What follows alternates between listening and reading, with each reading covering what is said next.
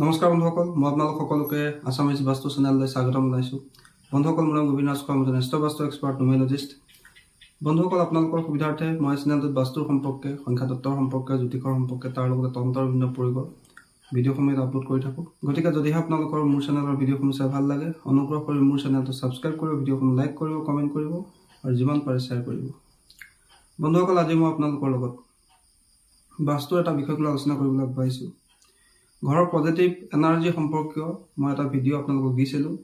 সেই ভিডিঅ'টোত চাই এজন ব্যক্তিয়ে মোক অনুৰোধ কৰিছিল যে আমি ঘৰত কি কি আইটেম ৰাখিব লাগে যাৰ দ্বাৰা আমাৰ ঘৰত পজিটিভ এনাৰ্জি বৃদ্ধি হয় আৰু কোন কোন দিশত ৰাখিব লাগে সেই বিষয়ে তেওঁলোকে জানিব খুজিছিলে। তেওঁৰ সেই অনুৰোধ ৰক্ষা কৰি আজি মই আপোনালোকক আমাৰ ঘৰত বাস্তুৰ এনাৰ্জি পজিটিভ কৰিবৰ কাৰণে কি কি বাস্তুৰ আইটেম বা ফটো আমি কোন দিশত লগাই ৰাখিব লাগে সেই বিষয়ে আজি মই আপোনালোকক জনাবলৈ আগবাঢ়িছোঁ। বাস্তুত 16টা দিশৰ কথা কোৱা হৈছে। North east, east of north east, east, east of south east, south east, south of south east, south, এইদৰে 16টা দিশ আছে। এই 16টা দিশৰ বিভিন্ন দিশত আমি বাস্তুৰ বিভিন্ন মূৰ্তি বা ফটোৰ সহায়ত আমি আমাৰ ঘৰৰ পজিটিভিটি মেইনটেইন কৰি ৰাখিব পাৰোঁ, মনৰ ইচ্ছাবিলাক পূৰ্ণ কৰিব পাৰোঁ। বন্ধুসকল, প্ৰথমে আলোচনা কৰোঁ আহক উত্তৰ পূব দিশৰ পৰা। বন্ধুসকল, আমি সকলোৱে জানো উত্তৰ পূব দিশটো হৈছে আমাৰ মগজুৰ দিশ, বাস্তুৰ অত্যন্ত পবিত্ৰ দিশ। সেই দিশত আমি স্বাস্তিকৰ চিহ্ন, ভগৱানৰ মূৰ্তি, ময়ূৰ পাখি, বাঁহী, শ্ৰীকৃষ্ণ বজোৱা বাঁহী ইত্যাদিবিলাক আমি ৰাখিব পাৰোঁ। তাৰোপৰি সেই দিশত আমি শংখ, গংগাজল ইত্যাদি পবিত্ৰ বস্তু ৰাখিব লাগে। পূব দিশ আৰু উত্তৰ পূবৰ মাজত এটা দিশ পোৱা যাক কয় ইষ্ট অফ নৰ্থ ইষ্ট। তাত আমি হাঁহি থকা ল'ৰা ছোৱালীৰ চিত্ৰ লগাব লাগে, যিহেতু সেই দিশটোক কোৱা হৈছে আমাৰ হেপিনেছৰ দিশ, আনন্দৰ দিশ বুলি কোৱা হৈছে। বা আমি হাঁহি থকা ফেমিলি ফটো এখন আমি ইষ্ট অফ নৰ্থ ইষ্টত লগাব পাৰোঁ। উত্তৰ পূব আৰু পূবৰ মাজত এটা দিশ পোৱা যায় যাকে কোৱা হয় ইষ্ট অফ নৰ্থ ইষ্ট। বন্ধুসকল, তাৰপিছৰ দিশটো হৈছে ইষ্ট অৰ্থাৎ পূব দিশ। পূব দিশৰ অধিপতি হৈছে ইন্দ্ৰ। গতিকে আমি নিজৰ জীৱনত সুখ সমৃদ্ধি বৃদ্ধিৰ কাৰণে ইন্দ্ৰ দেৱতাৰ মূৰ্তি তাত লগাব পাৰোঁ। সূৰ্য উদয় হোৱা চিত্ৰ লগাব পাৰোঁ। কপাৰ চন অৰ্থাৎ তামৰ সূৰ্যৰ প্ৰতিক্ৰম তাত লগাব পাৰোঁ। তাৰপিছৰ দিশটো হৈছে বন্ধুসকল ইষ্ট অফ চাউথ ইষ্ট অৰ্থাৎ পূব আৰু দক্ষিণ পূবৰ মাজত এটা দিশ পোৱা যায় যাক কোৱা হয় ইষ্ট অফ চাউথ ইষ্ট।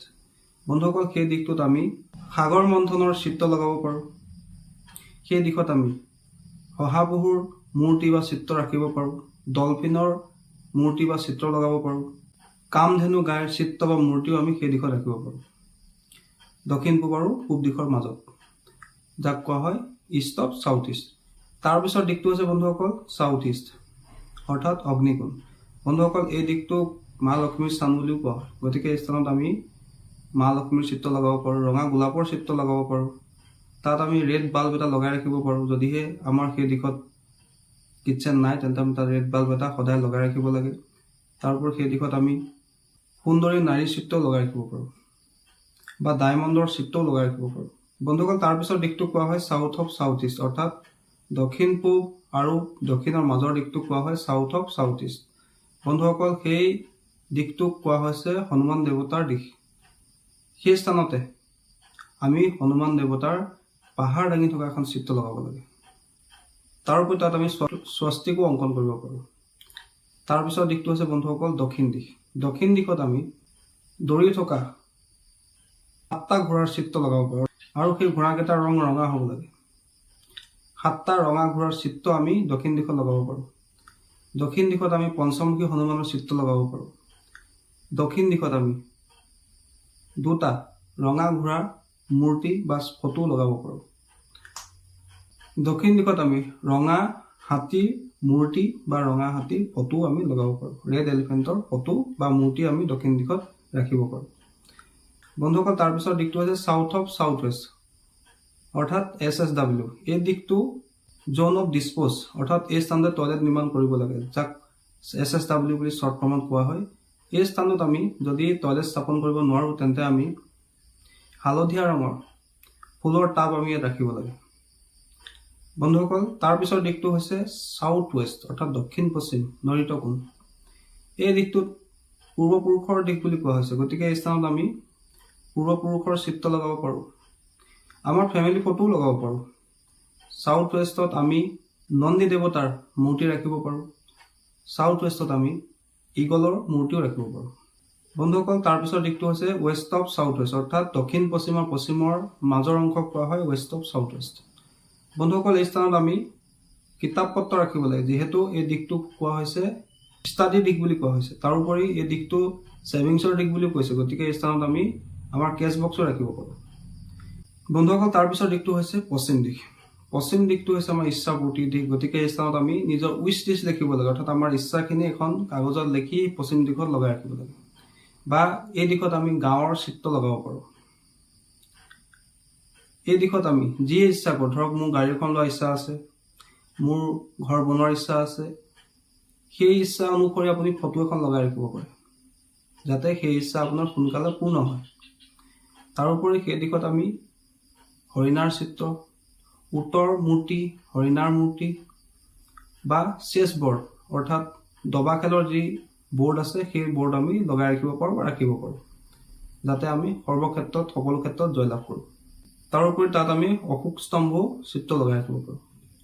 বন্ধুসকল তাৰপিছৰ দিশটো হৈছে ৱেষ্ট অফ নৰ্থ ৱেষ্ট। বন্ধুসকল এই দিশটোক কোৱা হৈছে জ'ন অফ ডিপ্ৰেশ্যনৰ দিশ বুলি কোৱা হৈছে, এনজাইটিৰ দিশ বুলি কোৱা হৈছে। গতিকে এই স্থানত টয়লেট নিৰ্মাণ কৰিব লাগে বুলি কোৱা হৈছে বাস্তুশাস্ত্ৰত। এই স্থানত আপুনি স্বাস্তিকৰ চিত্ৰ অংকন কৰি ৰাখিব পাৰে, যদিহে তাত আপোনাৰ টয়লেট নাই। বন্ধুসকল তাৰপিছৰ দিশটো হৈছে নৰ্থ ৱেষ্ট, অৰ্থাৎ উত্তৰ পশ্চিম। উত্তৰ পশ্চিম বন্ধুসকল হৈছে আমাৰ ছাপোৰ্টৰ দিশ। আমি যাৰ পৰাই ছাপোৰ্ট বিচাৰোঁ, সেই ব্যক্তিজন বা সেই বস্তুটোৰ চিত্ৰ আমি উত্তৰ পশ্চিমত লগাই তেওঁৰ পৰা ছাপোৰ্ট ল'ব পাৰোঁ। ধৰি লওক আমাৰ বেংকৰ পৰা ছাপোৰ্ট লাগে, তেন্তে আমি বেংকৰ নামটো তাত লগাই ৰাখিব পাৰোঁ। ধৰি লওক আপোনাৰ অফিচৰ বছৰ পৰা আপোনাক ছাপোৰ্ট লাগে, তেওঁৰ ফটো এখন আপুনি লগাই ৰাখিব পাৰে। আপোনাৰ এজন আদৰ্শ ব্যক্তি আছে, তেওঁৰ দৰে আপুনি হ'ব খুজিছে, তেওঁৰ ছাপোৰ্ট আপুনি লাভ কৰিব খুজিছে, তেওঁৰ ফটো তাত আপুনি লগাই ৰাখিব পাৰে।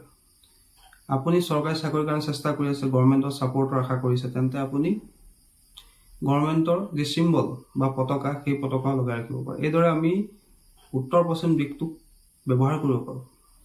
বাস্তু অনুসৰি তাত আমি চোকা অস্ত্ৰ ৰাখিব পাৰোঁ, যাতে আমাক শত্ৰুৰ পৰা সুৰক্ষা প্ৰদান কৰে, যেনেকৈ ঢাল, তৰোৱাল, জাঠি, জোং ইত্যাদিবিলাক ৰাখিব পাৰোঁ। তাৰ লগতে আমি সেই দিশত দৌৰি থকা 7টা বগা ঘোঁৰাৰ চিত্ৰ লগাব পাৰোঁ।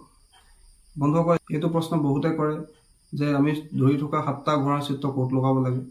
বন্ধুসকল যদিহে আপোনালোকৰ ঘোঁৰাকেইটাৰ ৰং ৰঙা, তেন্তে আপোনালোকে দক্ষিণ দিশত লগাব পাৰে বা দক্ষিণ পূব দিশত লগাব পাৰে। যদিহে আপোনাৰ ঘোঁৰাকেইটাৰ ৰং বগা, তেন্তে সেই ঘোঁৰাকেইটা আপোনালোকে আপোনাৰ ঘৰৰ উত্তৰ পশ্চিম, অৰ্থাৎ নৰ্থ ৱেষ্ট কৰ্ণাৰ ফালে লগাব। বন্ধুসকল যিহেতু ৰঙা ঘোঁৰা হৈছে মংগলৰ আৰু বগা ঘোঁৰাৰ প্ৰতীক হৈছে চন্দ্ৰমা। চন্দ্ৰমাৰ দিশ হৈছে উত্তৰ পশ্চিম আৰু মংগলৰ দিশ হৈছে দক্ষিণ দিশটো। বন্ধুসকল তাৰপিছত দিশটো হৈছে নৰ্থ অফ নৰ্থ ৱেষ্ট। বন্ধুসকল এই দিশটো হৈছে এট্ৰেকশ্যনৰ দিশ, গতিকে নৱবিবাহিত দম্পতী বিবাহৰ ফটো তাত লগাই ৰাখিব লাগে। তাত লভ বাৰ্ডছৰ চিত্ৰ লগাই ৰাখিব পাৰে বা আপোনালোকে তাত গোলাপৰ চিত্ৰ লগাব পাৰে। বন্ধুসকল তাৰপিছত দিশটো হৈছে উত্তৰ দিশ। উত্তৰ দিশ হৈছে আমাৰ অপৰচুনিটিৰ দিশ। উত্তৰ দিশত আমি কুবেৰ দেৱতাৰ মূৰ্তি ৰাখিব পাৰোঁ। উত্তৰ দিশত আমি পানীৰ উৎস ৰাখিব লাগে বা পানীৰ চিত্ৰ, যেনে ৱাটাৰফল, নদী, নিজৰা, জান জুৰি, সাগৰ ইত্যাদিৰ চিত্ৰ লগাব পাৰোঁ আমি। তাৰোপৰি তাত আমি গ্ৰীণ চিনেৰীৰ চিত্ৰ লগাব পাৰোঁ। সেই দিশত আমি মা লক্ষ্মীৰ যন্ত্ৰ লগাই ৰাখিব পাৰোঁ, শ্ৰীযন্ত্ৰ আমি লগাই ৰাখিব পাৰোঁ, কুবেৰ যন্ত্ৰও লগাই ৰাখিব পাৰোঁ। উত্তৰ দিশত আমি কাছৰ মূৰ্তিও ৰাখিব পাৰোঁ উত্তৰমুখীকৈ। উত্তৰ দিশত আমি ফ্ৰেছ ফ্লাৱাৰ, পিৰামিডো ৰাখিব পাৰোঁ। বন্ধুসকল তাৰপিছৰ দিশটোক কোৱা হৈছে নৰ্থ অফ নৰ্থ ইষ্ট, অৰ্থাৎ উত্তৰ আৰু উত্তৰ পূবৰ মাজৰ যিটো দিশ কোৱা হয় তাক কোৱা হয় নৰ্থ অফ নৰ্থ ইষ্ট। এই দিশটো হৈছে আমাৰ ইমিউনিটিৰ দিশ, স্বাস্থ্যৰ দিশ। গতিকে এই স্থানত আমি সদায় সিংহৰ মূৰ্তি ৰাখি থ'ব লাগে, পিতলৰ সিংহৰ মূৰ্তি আমি লগাই ৰাখিব লাগে বা ধনন্তৰী অমৃত কলহ লৈ থকা এখন চিত্ৰ আমি তাত লগাই ৰাখিব পাৰোঁ। তাৰোপৰি এই দিশত আমি মেডিচিন ৰাখিব লাগে। যদি আমাৰ মেডিচিন আমি তাত ৰাখোঁ, তেন্তে সেই মেডিচিনে আমাক সোনকালে এফেক্ট কৰে, আমাৰ ৰোগ সোনকালে আৰোগ্য হয়। বন্ধুসকল এইদৰে আমি 16টা দিশ অনুসৰি এইদৰে বাস্তুৰ বিভিন্ন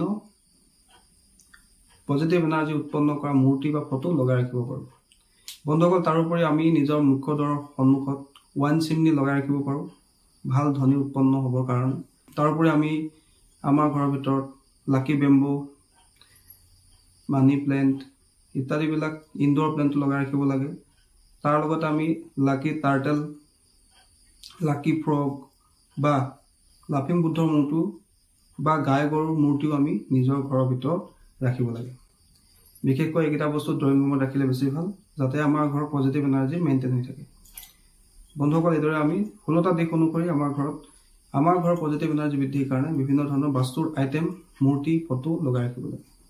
কিন্তু বন্ধুসকল, ভুলতো কেতিয়াও ঘৰত ভগা চিগা মূৰ্তি, ফটা চিটা ফটো বা হিংসুক জীৱ জন্তুৰ চিত্ৰ, ডুবি থকা জাহাজৰ চিত্ৰ, যুদ্ধ লাগি থকা চিত্ৰ, তাণ্ডৱ নৃত্য কৰি থকা শিৱৰ চিত্ৰ, উগ্ৰ মূৰ্তি ধৰি থকা দেৱতাৰ চিত্ৰ, কান্দি থকা ল'ৰা ছোৱালীৰ চিত্ৰ, মৰি যোৱা ফুলৰ চিত্ৰ, অৰ্থাৎ যিবিলাক চিত্ৰৰ পৰা আমাৰ মনত নিগেটিভিটি উৎপন্ন হয়, সেই চিত্ৰ কেতিয়াও লগাই ৰাখিব নালাগে। বন্ধুসকল, আশা কৰিছোঁ আজি আপোনালোকৰ এই বিষয়টো সম্পৰ্কে জানি ভাল লাগিলে। যদি ভাল লাগিলে অনুগ্ৰহ কৰি ভিডিঅ'টো লাইক কৰি দিব, কমেণ্ট কৰিব আৰু মোৰ চেনেলটো ছাবস্ক্ৰাইব কৰিব। ধন্যবাদ।